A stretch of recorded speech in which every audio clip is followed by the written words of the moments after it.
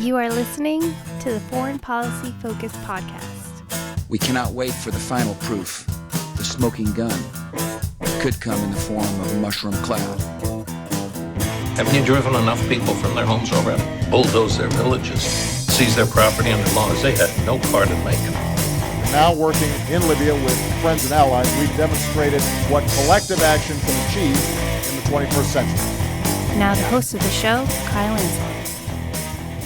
This is episode 522 of the Foreign Policy Focus podcast. On today's show, I'm breaking down the $700 billion Pentagon funding bill that just passed the House. I have some updates on the U.S. economic war against Venezuela. I'm going to talk about the new U.S. Air Force and Space Force defense plans for the Arctic. Make sure you share the show. You find it online at the Libertarian Institute, where I'm the news editor and write the daily news roundup. Both the roundup and the show are found on the homepage. If you'd like to help cover the cost of the show, you could do that at patreon.com/foreignpolicyfocus. All right, so first story I have on today's show is Ohio State House Speaker Larry Householder is his last name, was arrested and tied to a scheme where he gave millions of dollars in bailouts to companies with failing nuclear power plants. This is a story that's been covered by Ryan Grimm at The Intercept, and he kind of goes into essentially what happened was there were a couple nuclear power plants in Ohio, I believe 2 that were failing, and they keep going and they try to get bailouts and they try to get bailouts because I guess, failing nuclear power plants kind of costly, can't get it done. So they go out, they recruit some people to be Republican members of the state legislature, including this Mr. Householder, and they give these guys all kinds of donations and they get them on the right committees. And so, when the bill comes up again, it gets voted, passed, and pushed through. So, this is just outright exposed corruption. And this time the guy got caught. And so, I know the show's foreign policy focused, but I thought the interesting thing here is just it's a very clearly documented case of how this kind of pay for play works. And so, while it's not always about nuclear power, bailout, sometimes it's about, the shipyard in Northern Grumman who has, given tens of thousands of dollars to a particular congressman who then goes and writes op-eds and says that, hey, we can't cut the military budget. We have to keep all this funding going. So most of the time, these people don't get caught. They, just get away with it and retain power. And hell, a lot of times they're even praised for the positions that they take, even though they have a clear financial incentive to do so. On Monday's show, me and Will Porter covered in depth this, I guess, Operation Legend, it's being called, going on in Portland, where there's these unmarked, I guess about 150 federal police officers who are running around and arresting people, not really holding them on charges, just maybe driving around for a couple hours, questioning them, and then I guess releasing them in most cases. As far as I'm aware, nobody's been officially disappeared, although, a lot of these people do seem to be very hard to identify from how they're dressed, in part because of the COVID, although I'm sure part of that has to do with, some of them seem to be a little bit provocateur types. Either way, this isn't the kind of thing that should be happening in the U.S., but it looks like it's going to be expanded. Chicago and Albuquerque have been identified as cities who are now going to be subject to this Trump policy.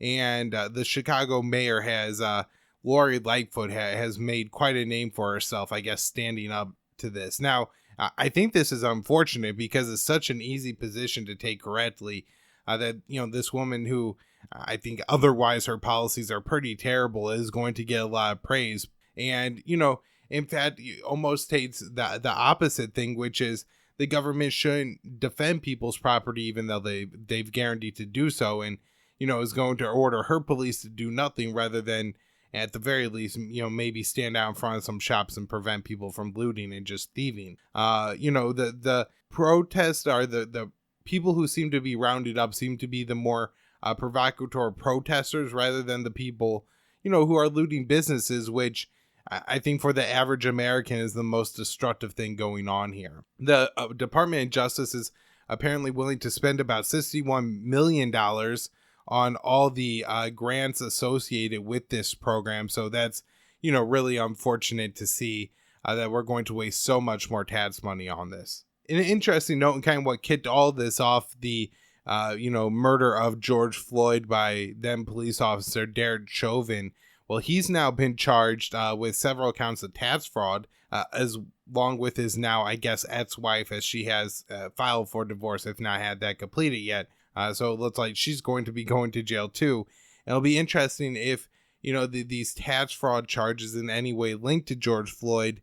I believe, people have said that these two knew each other and worked at security occasionally at the same club. So last week there was a major hack on Twitter that, I'm hopeful that none of my listeners fell for, where, they're from several verified accounts at the same time tweeted out, give $1,000 to this Bitcoin address and I'll kick you back 2,000. This is an old internet scam that should have been easily, not fallen for by anybody, but apparently some people did. I had heard $100,000 or so, but who knows how much more, because, these are accounts with millions of followers. I believe Musk, Biden, Obama, and several others were hacked. Now, relatively quickly, because all these, accounts were hacked and given the same message, I guess it was easy to detect and shut it all down. But it was a significant hack. I'm not going to get into the tech behind it, but apparently the hackers were able to scan the, emails or direct messages of at least 63 or 36 of the accounts that were hacked. And so, maybe a reminder to people, it might be a good idea to go through and delete your Twitter DMs every once in a while, because apparently those messages are maybe not as secure as we think. Twitter has banned thousands of QAnon accounts, I believe about 7,000, and is going to start suppressing, anything to do with QAnon. They're not going to let it trend. I'm not quite sure what the fear is here. The QAnon people to me seem, annoying, and I don't think they're right. Certainly not about everything, although I'm sure that if we, exchanged ideas, I would find things with the QAnon people to agree on, and hopefully be able to build off them to explain, why there's not this great government employee conspiracy thing going on here, but rather this Russiagate thing was fabricated by the Democratic Party. So it's unfortunate to see that oppressed, and I'm sure part of that has to do with the fact that, these people do see something more to the Russiagate narrative, which maybe they see too much, but sometimes that helps to bring real evidence and light to the surface. And so suppressing their voice will, probably not help lead to the truth. Although I'm sure it does have the inverse effect for some people, where they're going to be a whole lot more interested in what QAnon has to say. And for people who are already somewhat believers, it's probably going to maybe confirm the cabal and conspiracy, against QAnon. Hey, look, you're trying to silence us. This is like a little bit more proof that we have a reason to fear or believe the QAnon narrative. The Pentagon is apparently going to start restricting the release of unclassified information. Basically, things don't go out unless they've been vetted and approved to go out, rather than things don't go out that aren't vetted and, determined to be classified or above. This is probably going to, hurt the amount of information that we're getting. At the same time, I'm sure most things that come out of the Pentagon are pretty well scrubbed and are, portrayed in the best possible light for them. All right, here we're going to get into the 2021 National Defense Authorization Act. That bill has now been passed by the House on a fairly party line vote, although I believe a couple of Republicans voted against it, including Massey and then Libertarian Justin Amash. So for, longtime listeners of the show, that this is a process that unfolds over months. And I think, there's probably like 4 or 5 months every year where once or twice a week on the show, I'm talking about, this amendment's going in, this is being debated, this could possibly happen. But, now we have the House bill in what's going to be the somewhat final form. Some good news and some bad news in here. Overall, terrible news. I think $700 billion or $740 billion is kind of the baseline spending budget, though there's so much of this, that is a part of America's national defense and isn't included in the Pentagon budget. So, don't hear that that's, the total defense spending budget for 2021. it's just going to be a large portion of it. One good provision that got slipped in was by Representative Tulsi Gabbard, and it adds an amendment to there that will effectively create a commission to look into the effectiveness of sanctions. Hopefully, they get some honest people on whatever this is. And, there are reports compiled by the government that do expose ineffective and, poor policies. If you look at like the torture report or something like that, like Doug Jones was able to really expose a lot in that. So, something like this, get somebody really good on this case and goes through and, produces a great report on how sanctions are ineffective and they hurt the civilian population. And typically it just puts the U.S. on a path to a more violent conflict or a larger economic war with that country.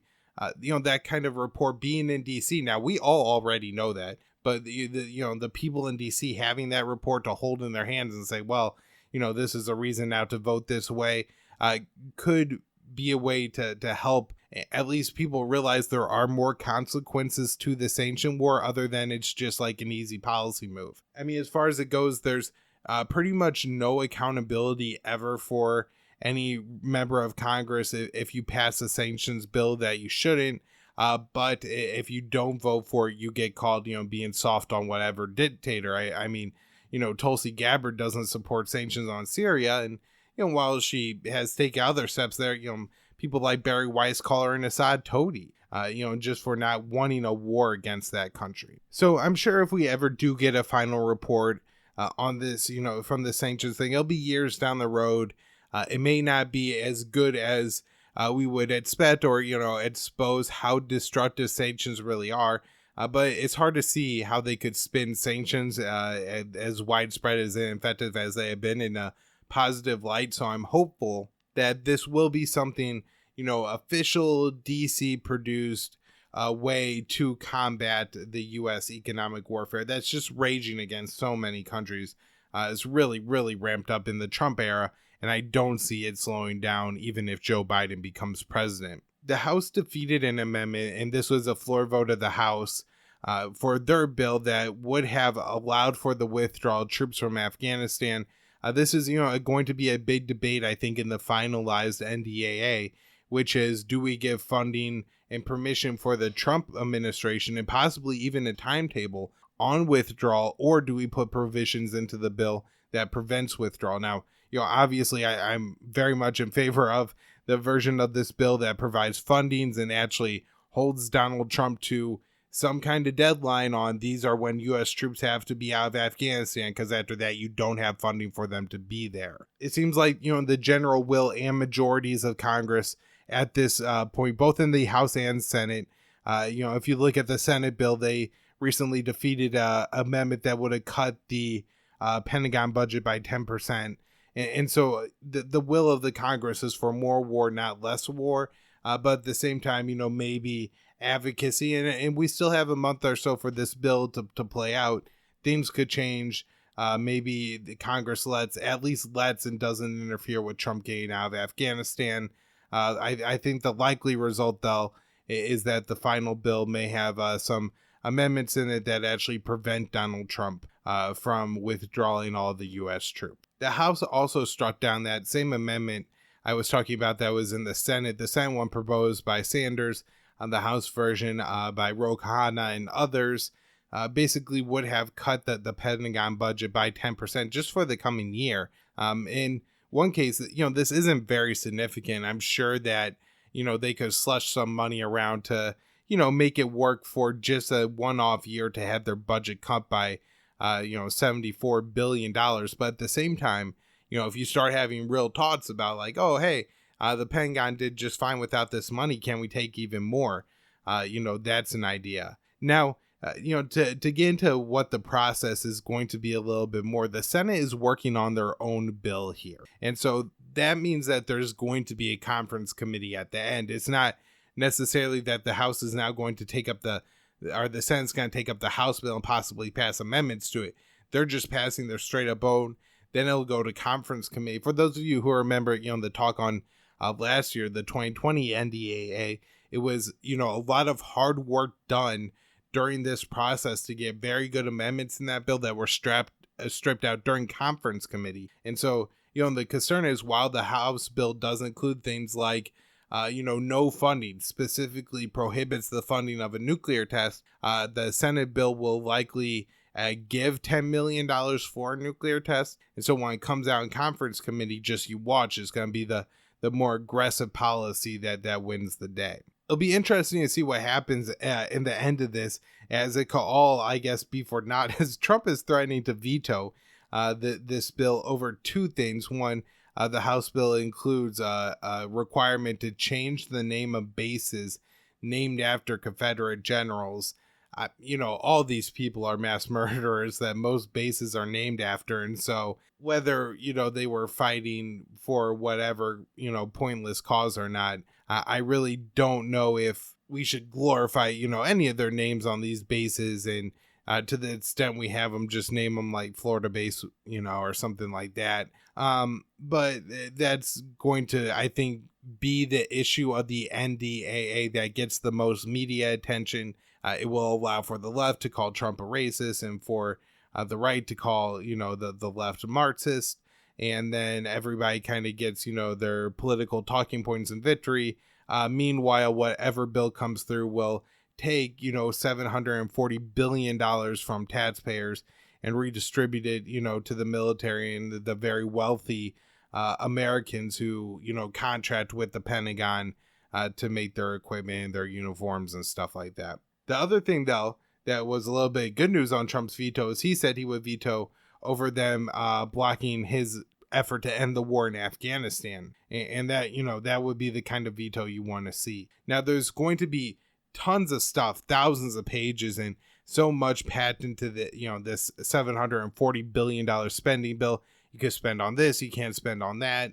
In the past, they've tried to exercise restraint on who the Trump administration can sell arms to in these bills. And again, I'll continue to talk about what provisions may or may not be in these bills, but they're all so important.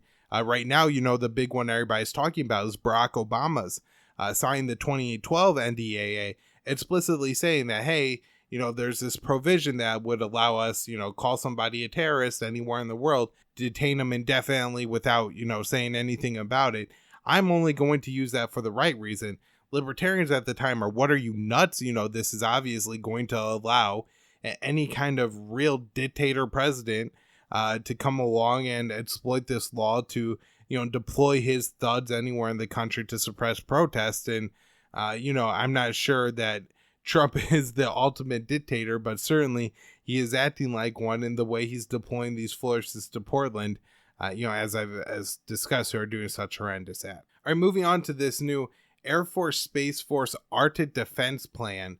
It's apparently saying that, hey, we got to work with countries like Canada and some European countries that have, kind of Arctic claims, and then some of those are in NATO and some of those aren't. So we're going to have to work more closely with all these countries in order to defend the Arctic. One of the things that's often cited, I'm not quite sure how true or not it is, but that there's an increasing amount of time that the Arctic passages are open and they're easier to get access to and cut up the ice because of global warming. And so there's increasing economic interest in the Arctic, and this is, the U.S. requiring to live more at the Arctic. And apparently the U.S. and the Space Force are kind of taking the lead on this particular command. What's going to happen is this is going to develop into like the Space Force thing. And so then the Arctic will always have to be a threat for the Space Force to be have a purpose. And of course, the Space Force is always going to have a purpose. They're talking about, developing technologies like missile defense and stuff like that. So extremely expensive, budgets we're looking at for this defense plan. And apparently they want to carry out more war games in this area. And so I'm sure the more the U.S. kind of militarizes this area and carries out war games with our allies, Russia, China, other countries will do the same. Last week, President Trump apparently was presented with options on reducing U.S. troops in South Korea. The U.S. has like 26,000 or so troops deployed there.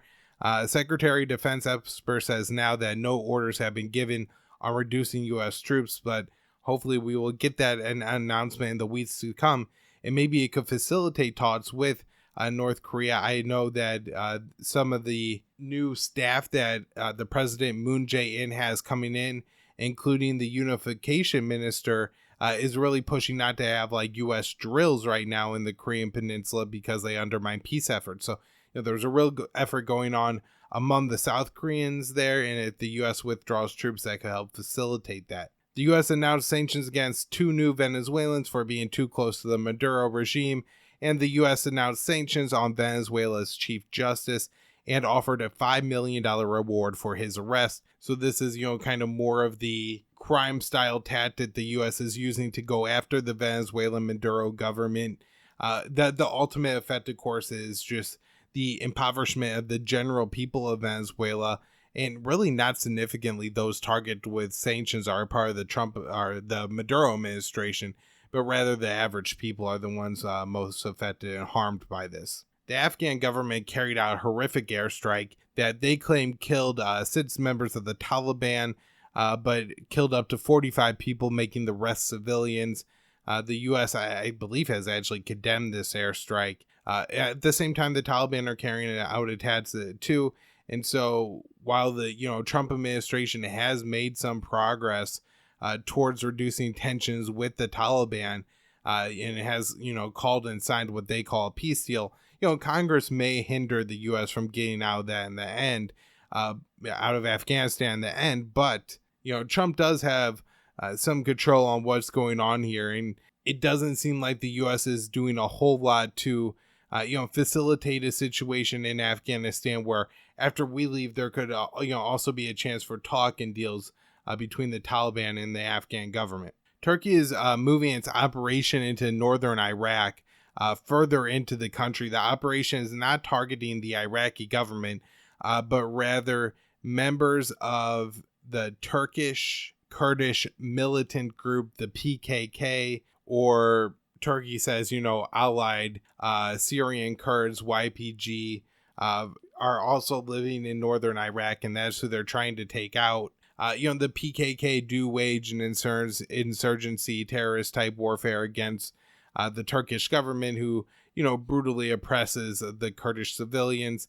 Iraq has protested this, but I don't really think has like the military capabilities or any kind of geopolitical diplomat sway to get Turkey to stop. And so I guess Turkey's going to continue to move and at least build bases and take some territory in northern Iraq. I'm not sure if or when the government will be able to say anything about it, or if or when the U.S. will do anything about it, or if maybe this is an actual effort by Turkey to annex some parts of northern Iraq. We got some new numbers on Yemen, and they're absolutely staggering and horrifying. 2 million children under 5 now are suffering from malnutrition. I guess that's one of the ranges where malnutrition under 5. If you got it, then it's really, really bad and dangerous. Not that when you suddenly turn 6, you could starve for a week and face no repercussions. But under 5, it's more likely that you die and face several health problems in the future. So that's absolutely horrific. The World Food Program, this is the UN organization, could cut aid to 2.5 million Yemeni children at the end of August as its funds are running low. And we're looking at a nightmare situation in Yemen and have been for 5 years now. Untold, dead in that war already. The U.S. could have a serious reduction in the way that war is being waged, and kind of help to get more food and aid into Yemen by simply ending its support for Saudi Arabia. We really don't have a dog in this fight anyways. All right, last thing I got is Egypt reports killing 18 militants who are plotting a terrorist attack in the Sinai Peninsula. This is, the Egyptian operations in this region have been going on for a while. I'm not sure, Al-Sisi's a dictator. He could, just be using this as a cover to target political or other opposition, or, these could really be the bad kind of people that do, blow up a tour bus full of people in Cairo and horrific crimes like that. All right, that's it for the show for the week. Hope everybody's enjoying it. Make sure you are checking out the Libertarian Institute, where you find the show on the homepage, the Daily News Roundup. My Twitter account is now Kyle Anzalone _ and patreon.com/foreignpolicyfocus.